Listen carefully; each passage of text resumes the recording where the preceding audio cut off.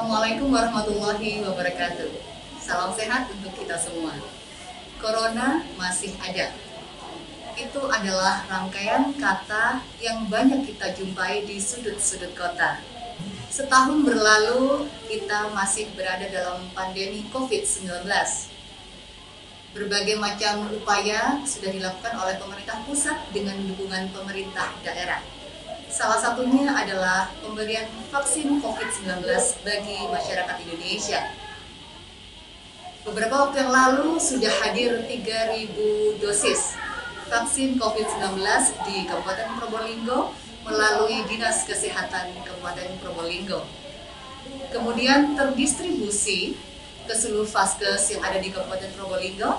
Dan pada hari ini, Jumat tanggal 29 Januari 2021, dilaksanakan vaksinasi serentak di Kabupaten Probolinggo bagi tenaga kesehatan se-Kabupaten Probolinggo.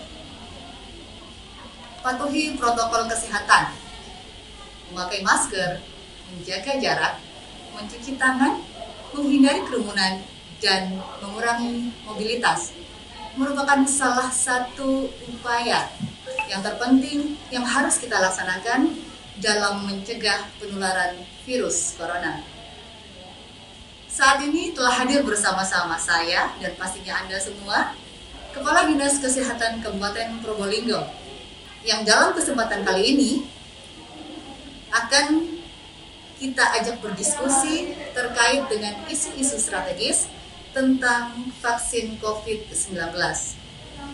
Selamat pagi. Selamat pagi. Bapak. Assalamualaikum. Waalaikumsalam warahmatullahi wabarakatuh. Bagaimana kabarnya Bapak? Alhamdulillah sehat. Sehat luar biasa ya. Luar biasa. Alhamdulillah. Itu yang penting. Ya.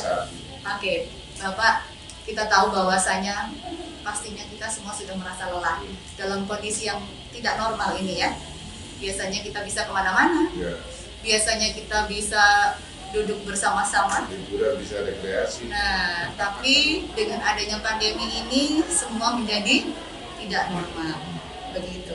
Baik Bapak, kemarin informasi terkait dengan vaksinasi, pemberian vaksin kepada masyarakat Indonesia sudah diupayakan Ya. oleh pemerintah dalam upaya pencegahan dan penanggulangan COVID-19. Beberapa waktu lalu juga sudah hadir ya. Mungkin Bapak bisa sedikit menceritakan ke kami tentang hadirnya vaksin COVID-19 di Kabupaten Probolinggo. Oke. Terima kasih. Jadi untuk Kabupaten Probolinggo memang sudah datang ini sejumlah 3.000 dosis vaksin Sinovac. Dan kemudian hari Rabu kemarin kami itu langsung kita distribusikan ke seluruh fasilitas pelayanan kesehatan yang melaksanakan vaksinasi, yaitu ada 33 puskesmas dengan 1 rumah sakit yaitu RSUD. Sebetulnya kita ada 39 tapi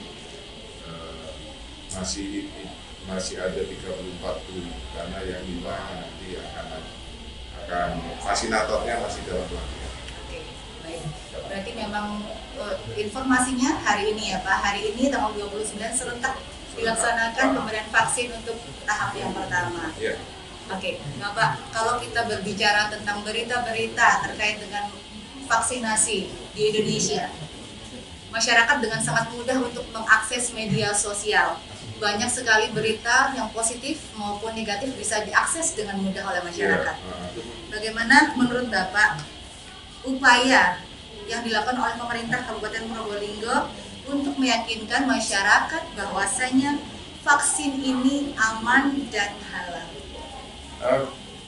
Kalau tentang vaksin itu aman dan halal, yang pertama bahwa vaksin ini sudah mendapatkan emergency arti izin edar dari BPOM. Jadi sudah ada izin edar dari BPOM. Kemudian MUI sendiri sudah menyatakan, sudah mengeluarkan fatwa bahwa vaksin Sinovac ini suci dan halal. Otomatis sebetulnya dari dua hal ini sudah tidak perlu ada keraguan lagi di masyarakat bahwa vaksin ini bisa digunakan. Namun memang di media sosial banyak sekali berita-berita yang simpang siur, yang apa istilahnya berita hoax gitu ya. Memang banyak sekali. Oleh karena itu kita selalu berupaya dengan Kominfo, kita selalu berkomunikasi, memberikan informasi pada masyarakat. Ya tolonglah kepada masyarakat, kalau ingin bertanya ke vaksin, masalah vaksin tentunya tanyalah pada orang yang tahu tentang vaksin. Jangan bertanya tentang nasi bocor kepada tukang batu. Nah, Nggak bisa nyeritakan. Nah, kalau mau bertanya tentang vaksin, tanyalah kepada dinas kesehatan. Karena kepada semua orang yang ngomong tentang vaksin, belum tentu mereka juga tahu tentang vaksin, apalagi vaksin COVID-19 Sinovac ini adalah baru. Karena itu saya berharap dan kita juga berupaya memberikan informasi seluas-luasnya kepada masyarakat. Kemudian juga kita tetap juga dalam jalur distribusi yang kita juga menjaga vaksin. Oke, berarti vaksin ini memang sudah dinyatakan aman dan halal. Dan pastinya pemerintah sudah melakukan upaya terbaik, untuk pemberian vaksinasi kepada masyarakat. Sudah, semua prosedurnya sudah. Oke, jadi sudah tidak perlu diragukan lagi ya. Presiden Jokowi aja oke banget ya, kemarin kita saksikan bersama. Pertama kali, oke. Dan Bapak, kalau kita lihat di media bahwasanya beberapa saat lalu dilakukan pencanangan pemberian vaksin pertama kali oleh Presiden Jokowi dan jajaran kementerian. Kira-kira apakah ada rencana di Kabupaten Probolinggo ini untuk melakukan vaksinasi terhadap beberapa tokoh masyarakat?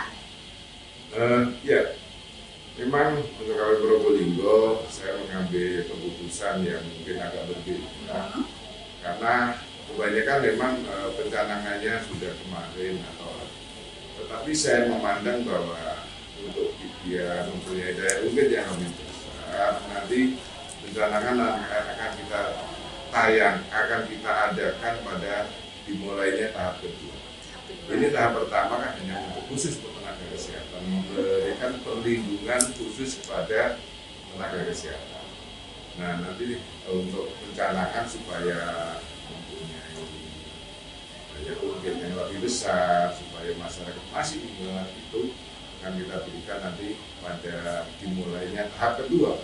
Tahap kedua. Oke, by the way, kira-kira siapa sih Pak, kalau boleh nih saya dikasih bocoran sedikit, kira-kira siapa saja tokoh-tokoh yang mungkin berkesempatan untuk diberikan vaksinasi COVID-19 ini? Tentunya ya kita berharap nanti semua tokoh masyarakat, baik formal maupun non formal, termasuk pejabat-pejabat, atlet yang ada, kita berharap ikut vaksinasinya. Siapa saja, ABC-nya, personil-personilnya. Oh nanti ya, berarti ya, masih dirahasiakan. Tapi kira-kira berapa orang nih Pak? Berapa orang yang direncanakan untuk tokoh ini mendapatkan vaksin? Kisaran ada 10. 10 orang ya, 10 orang. 10 orang yang divaksin nanti pada pencarian. Oke, baik. Bapak tadi mengatakan bahwasanya pada saat ini adalah pemberian vaksin di tahap 1 bagi tenaga kesehatan. Mungkin beberapa masyarakat atau yang menyaksikan acara ini masih bertanya-tanya atau masih belum paham tentang teknis pelaksanaan vaksin COVID-19 di Kabupaten Probolinggo, yang katanya ada yang hanya tenaga kesehatan saja atau bagaimana tahap kedua dan tahap ketiganya. Mungkin Bapak bisa diceritakan atau dijelaskan lebih mudah untuk bisa dipahami oleh masyarakat Kabupaten Probolinggo. Baik, kita ada beberapa tahap pemberian yang nantinya tujuannya adalah satu yang memang vaksinnya juga terbatas, sumber daya kita juga terbatas, sehingga memang harus ada pentahapan. Yang tahap pertama ini adalah yang dimulai hari ini adalah tahap pertama untuk hanya khusus tenaga kesehatan, di mana mereka adalah merupakan garda terdepan yang langsung sering kontak dengan penderita, dengan orang yang terpapar, sehingga resikonya paling besar. Sehingga kita beri perlindungan kepada mereka dulu, sehingga mereka menjadi tentunya sudah mempunyai kekebalan. Itu tahap pertama. Tahap pertama tentunya pemberiannya itu 2 dosis. Hari ini adalah dosis pertama. 2 minggu lagi nanti diberikan dosis kedua. Jadi setiap tahap itu ada 2 dosis. Setiap orangnya. Dari tahap dosis pertama ke dosis kedua tuh 14 hari paling cepat. Minimal 14 hari. Cepat, minimal 14. Berarti boleh lebih ya bila berhalangan. Lebih tidak apa-apa. Lebih tidak apa-apa, tapi nggak boleh kurang. Itu untuk setiap tahapan sama perlakuannya. Sama. Jadi ini tahap pertama. Nanti kemudian tahap kedua akan kita mulai akhir Februari atau Maret. Itu nanti untuk pelayanan publik. Jadi pelayanan publik itu seperti nanti TNI Polri yang selama ini selalu membantu kita utamakan. Kemudian yang pelayanan publik seperti orang-orang yang memberikan pelayanan langsung pada masyarakat.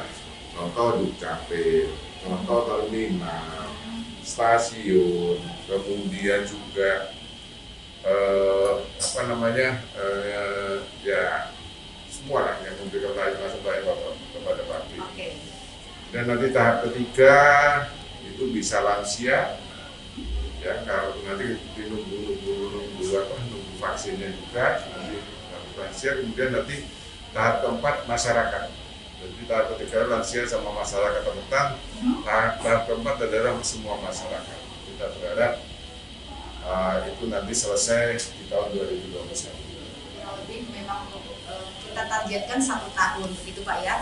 Jadi seluruh masyarakat Probolinggo yang menjadi sasaran dari vaksinasi ini bisa mendapatkan vaksin COVID-19. Kalau tadi Bapak mengatakan ada beberapa toko, misalnya petugas pelayanan publik, itu rata-rata kan orang dewasa ya Pak, mungkin berusia di atas 18 sampai dengan 59 tahun. Kira-kira apakah nanti ke depannya akan ada vaksin COVID-19 untuk anak-anak? Karena anak-anak itu biasanya itu memiliki kekebalan tubuh yang lebih tinggi daripada orang dewasa begitu. Mohon penjelasannya. Sebetulnya kalau kita memberikan vaksin ini seharusnya pada semua kelompok.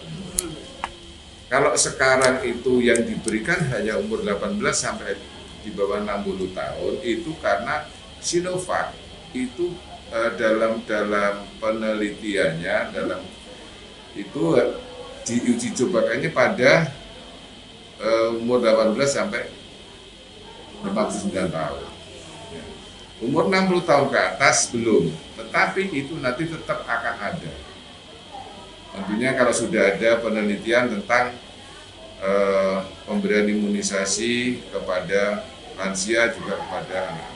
Oke, jadi proses penelitian dari vaksin tersebut memang masih berjalan ya Pak ya? Iya, boleh dibilang untuk hal tertentu masih dilanjut. Dan itu juga di beberapa negara sudah, di beberapa negara lansia sudah. Jika nanti kita menunggu kedatangan vaksin yang bisa diberikan kepada kelompok lansia ini atau juga anak-anak atau juga sambil menunggu barangkali juga penelitian. Yang penting kita harus tetap menjamin yang pertama adalah vaksin ini aman.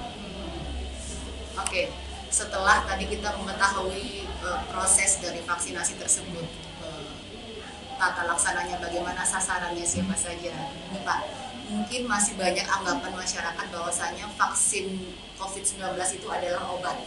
Jadi banyak anggapan masyarakat bila sudah mendapatkan vaksin COVID-19 2 dosis tersebut, maka akan kebal, tubuh kita akan kebal dari virus COVID-19. Dan apakah mungkin orang yang telah mendapatkan vaksinasi masih bisa tertular atau menularkan virus COVID-19 ini?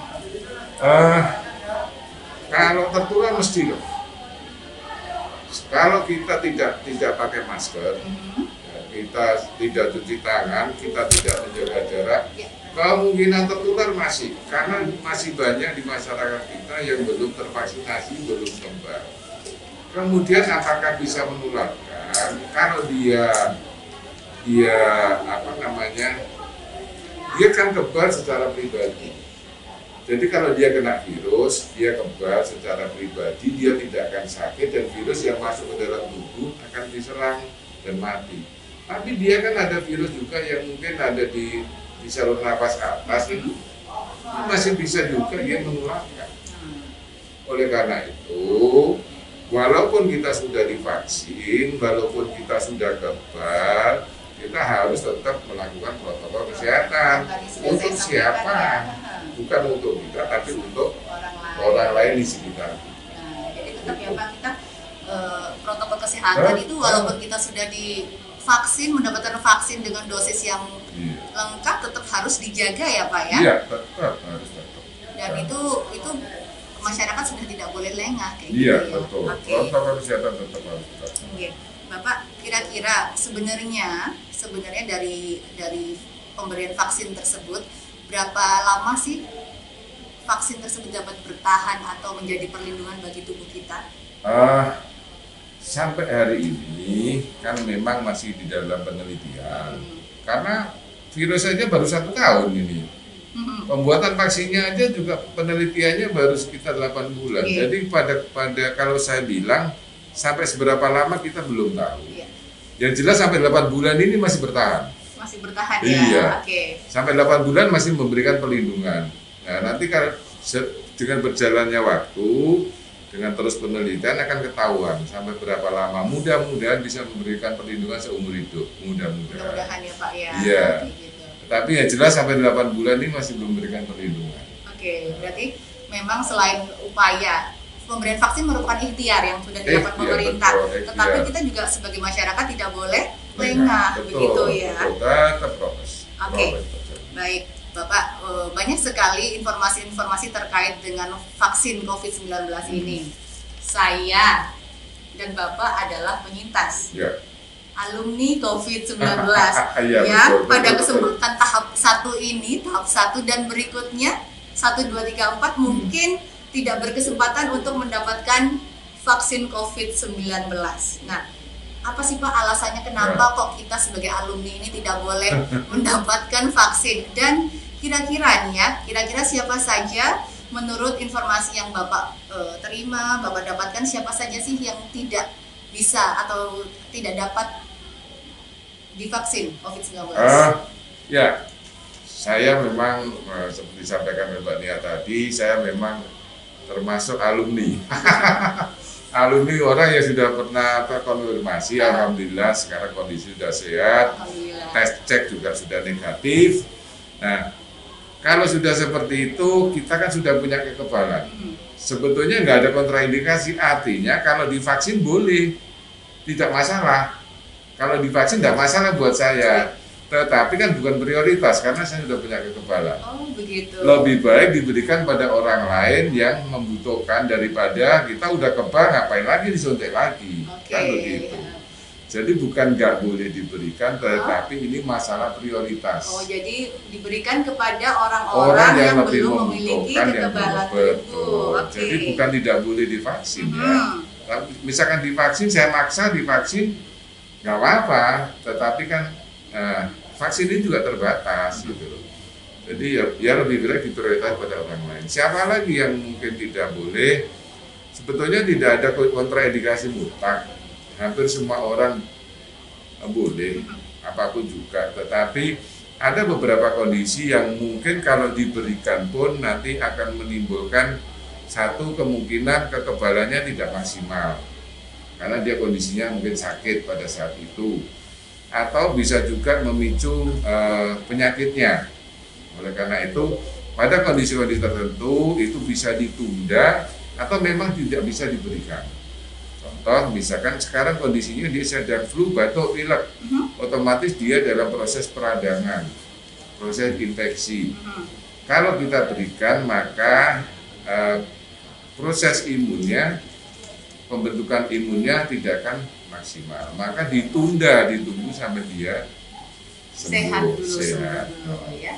Ada beberapa penyakit yang kalau kita diberikan takutnya memicu penyakitnya. Contoh, penyakit lupus. Nah, ini kan penyakit autoimun. Itu kalau diberikan dikhawatirkan dia akan memicu lupusnya itu menjadi aktif lagi. Dan otomatis memperparah keadaan sasaran ya. Nah, itu lebih baik tidak diberikan. satu-satunya kontraindikasi sebetulnya adalah kalau dia nyata-nyata alergi terhadap vaksin ini sebetulnya. Termasuk ibu hamil dan menyusui juga tidak jadi prioritas betul. ya Pak? Ibu hamil menyusui itu masih belum ada penelitian, sehingga memang belum diberikan. Memang belum diberikan ya. Oke. Bapak, ketika Bapak mengalami COVID-19, awalnya bagaimana? Awal mulanya Bapak merasakan sesuatu yang tidak biasa? Kalau masalah pengalaman itu, ya kita juga sempat kita tracing itu juga sempat bingung ini. Ini saya yang membawa atau istri saya yang membawa, kita nggak tahu. Tapi pada saat itu memang saya udah nggak enaknya pada hari Minggu itu memang 5 hari sebelumnya saya ke Jakarta karena memang ada tugas dinas yang tidak bisa ditinggalkan karena harus ada tanda tangan di sana. Oleh karena itu ya saya tetap harus berangkat ke Jakarta walaupun saya berupaya semaksimal mungkin dalam perjalanan itu tetap menerapkan protokol kesehatan, tapi toh juga masih kena. Nah, ini kan artinya yang sudah maksimal upayanya masih bisa terpapar, apalagi ya tidak berupaya maksimal, begitu ya Pak? Waktu saya perjalanan dari hotel ke kantor Kemenkes, itu saya harus jalan kaki menghindari saya naik angkutan umum. Supaya ada jaraknya sekitar 10 menit, supaya ini saya menjaga protokol. Ternyata masih kena, dan hari Minggu itu saya demam, saya sudah merasa tidak enak, kemudian saya minum vitamin, minum obat anti demam. Merasa tidak enaknya gimana? Demam. Terasa demam. Oke, berarti Bapak peka terhadap apa yang terjadi di tubuh Bapak itu? Pada saat itu saya merasa demam, tidak enak, kemudian kita ukur temperaturnya 38. Sudah di atas 37,5 ya? 37,5, 38. Kemudian saya berupaya minum obat, minum vitamin, kemudian juga istirahat dan makan yang cukup ya, sehingga alhamdulillah malamnya udah sudah enak. Tapi sudah merasa tidak enak, makanya kemudian saya Senin pagi saya langsung PCR dengan semua, ternyata positif. Konfirmasi. Oke. Jadi Bapak, walaupun vaksinasi kepada masyarakat di Indonesia, khususnya di Kabupaten Probolinggo ini sudah dilaksanakan, tetapi ketika timbul gejala, maka tracing, testing itu tetap harus dilaksanakan ya Pak, dan screening ya. Jadi sebenarnya rapid test antigen ataupun rapid test antibody serta penegakan diagnosa dengan swab PCR itu akan tetap berjalan. Tetap. Jadi untuk menimbulkan, ini kan tujuan akhir dari suatu imunisasi itu adalah menimbulkan herd immunity atau imunisasi kelompok. Ya. Untuk mencapai itu diperlukan paling tidak 70% daripada populasi itu harus memiliki kekebalan. Minimal 70% dari populasi Kabupaten Probolinggo mempunyai kekebalan. Baik didapat dari imunisasi maupun dia pernah terkonfirmasi atau para penyintas. Sehingga untuk menuju itu tentunya perlu waktu. Oleh karena itu tetap selama ini jangan kendor. Walaupun sudah ada imunisasi, program imunisasi itu bukan solusi yang sekarang. Solusinya itu nanti masih 1 tahun, 2 tahun lagi. Ya, tetap gunakan protokol kesehatan secara baik yang 5M seperti tadi disampaikan oleh Mbak Nia. Oke. Jadi sebenarnya upaya promotif, preventif, kuratif dan rehabilitatif ini sudah sangat diupayakan oleh pemerintah. Ya, salah satunya adalah pemberian vaksinasi atau vaksin COVID-19 untuk seluruh masyarakat di Kabupaten Probolinggo. Bapak, terkait dengan upaya penanggulangan COVID-19 yang sudah setahun berlalu ini, kita masih belum bisa lepas dari ancaman virus corona. Mungkin ada beberapa pesan yang bisa Bapak sampaikan untuk menguatkan masyarakat Kabupaten Probolinggo terkait dengan protokol kesehatan guna pencegahan COVID-19. tentunya segala upaya harus kita lakukan, dan upaya lahir batin harus kita lakukan. Upaya lahir kita dalam kaitannya dengan promotif preventif adalah jadi sekali lagi saya sampaikan bahwa virus COVID ini adalah virus. Jangan bilang mana virus, nggak ada. Virus itu kecil banget, lebih kecil, jangankan lebih kecil dari bakteri. Nggak bisa dilihat dengan mikroskop, tapi benda itu ada dan sudah menimbulkan kesakitan dan kematian yang luar biasa, tidak hanya di Indonesia tapi seluruh dunia. Jadi kalau masih dia percaya, saya juga nggak tahu lagi. Tetapi sekali lagi saya sudah mengalami sendiri bagaimanakah saya tidak bisa membau, ya, dan saya sudah mengalami sendiri. Saya juga dong. Saya sudah mengalami kan. Oleh karena itu sudahlah. Ayo, apa susahnya sih melaksanakan protokol kesehatan? Ya, itu untuk diri kita sendiri, untuk melindungi keluarga kita dan lingkungan kita. Selalu terapkan pakai masker, kemudian mencuci tangan pakai sabun sesering mungkin. Kalau tidak mungkin, tidak ada sabun, tidak ada air, gunakan hand sanitizer. Kemudian jaga jarak. Nah, seperti saya dengan Mbak Nia, kan Mbak Nia ini kan jaga jarak. Karena jangan dekat-dekat, karena rindu itu berat. Kemudian hindari kerumunan. Nah, ini saya melihat kadang-kadang masyarakat masih mengadakan hajatan dan sebagainya. Resikonya terlalu besar. Kemudian yang seperti pengalaman saya, sudahlah stay at home. Di rumah saja, tidak usah kemana-mana sudah. Kita ngempet ngirit duit kita, ya hiburan dengan keluarga, mengakrabkan diri, mendekatkan diri dengan satu keluarga. Sudah di rumah saja itu. Jadi sudahlah sekarang jangan kemudian setelah ada imunisasi euforia seenak, tidak bisa seperti itu, karena untuk mencapai herd immunity itu dibutuhkan waktu yang cukup lama dan juga diperlukan populasi yang sudah terimunisasi atau kebal ini cukup banyak. Cukup banyak ya Pak ya. Oke. Mudah-mudahan beberapa pencerahan dari Kepala Dinas Kesehatan Kabupaten Probolinggo ini bisa semakin menguatkan ikhtiar kita dalam upaya penanggulangan virus corona di Kabupaten Probolinggo. Bapak, terima kasih atas waktunya. Mudah-mudahan seluruh keluarga besar Dinas Kesehatan tetap sehat dan semangat. Kalian di rumah aja biar Dokter Sodik yang kerja, begitu ya. Baik, terima kasih Bapak atas waktunya. Baik Bapak Ibu sekalian, demikianlah perbincangan ringan kita bersama Kepala Dinas Kesehatan Kabupaten Probolinggo. Jangan lupa tetap menjaga protokol kesehatan supaya aku dan kamu terselamatkan. Terima kasih. Wassalamualaikum warahmatullahi wabarakatuh.